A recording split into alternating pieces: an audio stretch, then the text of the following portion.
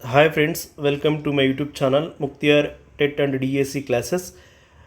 हम 9वीं कक्षा की जो सुगंध एक पाठ्य पुस्तक में जो दूसरी इकाई है उस इकाई के पाठ के विषय के बारे में हम चर्चा करेंगे।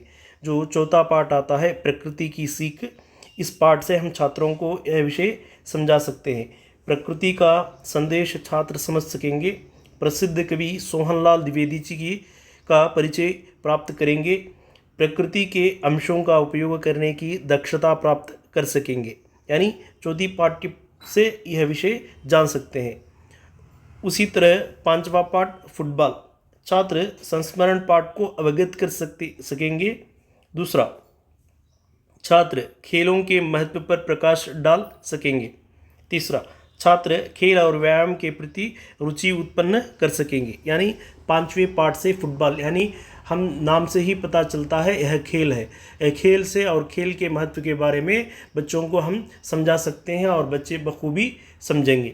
उसी तरह छठवां पाठ बेटी के नाम पर पत्र लेखन विधि के बारे में परिचय प्राप्त कर सकेंगे। यानी लीव लेटर हो सकता है, पर्सनल लेटर है, यह लेटर्स किस तरह लिखनी है इस विषय के बारे में हम चर्चा करेंगे।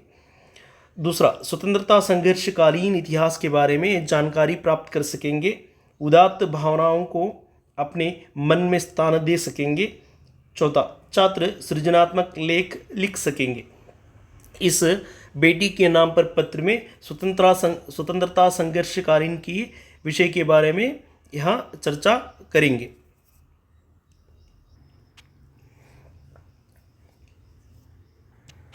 इस तरह